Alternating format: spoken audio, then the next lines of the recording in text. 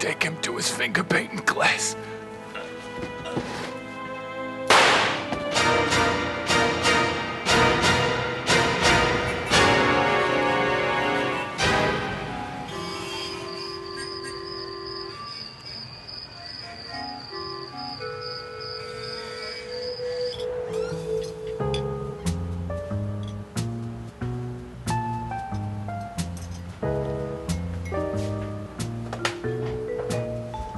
Hey, how you doing, Mr. Neff?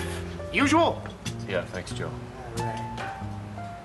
Say, Mr. Neff, you're not like the other barflies around here. I mean, you know, you got a head on your shoulders. So? So I was wondering, you know, how come you, you know, hit the skids? Well, it's a long story, Joe. It'll require a flashback.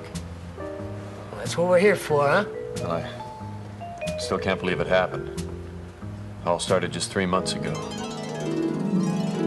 Yeah, I was a hotshot broker with a firecracker in my pocket, on my way to the top. So I'm heading to the office one morning, same as usual. Don't ask me why, but that day I stopped to watch one of those, you know, street mimes. Well, he was having some fun with the crowd, and I gotta admit I was getting a laugh or two out of it myself.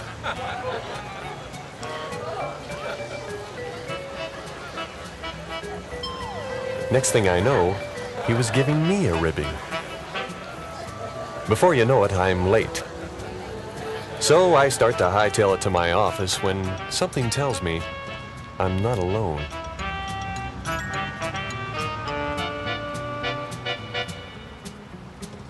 This guy was sticking to me like a summer cold.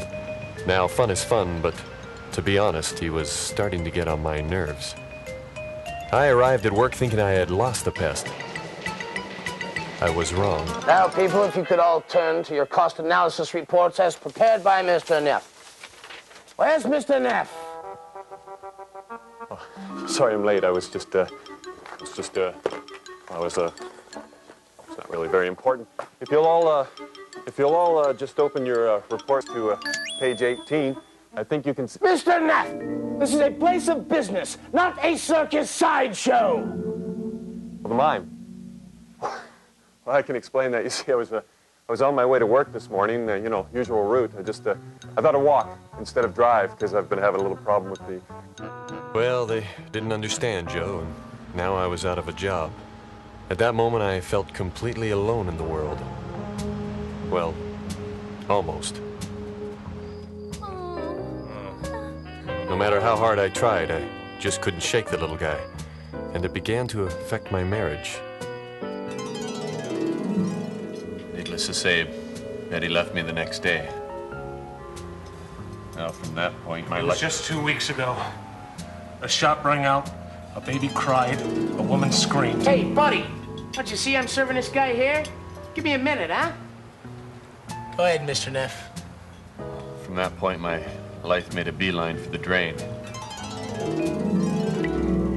Finally, I couldn't take it anymore. The way I saw it, there was only one way out of this jam. If you got anything to say it now. And what's Mr. Pasty Face do? He mimed for his life. But I wasn't buying it. Where's the violins, I said. But I couldn't do it. Me. Eddie Neff. Too soft to kill a street mime. Next thing I know, it's morning, and he was gone. Well, I felt relieved at first, but here's the kicker, Joe, the twist in the plot. I missed the little guy. You see, we had a lot in common. We liked to do the same things. I got tipped off to a certain after-hours joint, you know, where a lot of mimes go to unwind after a tough day.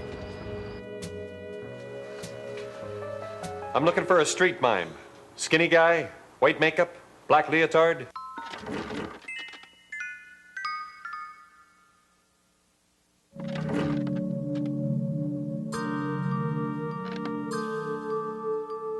But they weren't talking either, Joe. Not even a peep. Cat had their tongues. Their lips were zipped. By now, I recognize the old silent treatment. Who was I kidding? It was over. I'd never find him. Probably for the best, huh, Joe? Well, that's one for the books, huh, Mr. Neff? Well, then last Thursday, I was minding my own business. I didn't know what came. Hey, Mr. Neff, don't you think you've had enough for one night? Please, Joe.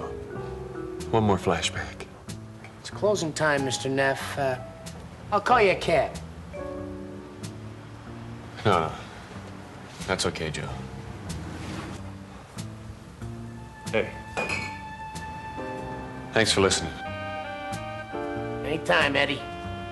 Anytime.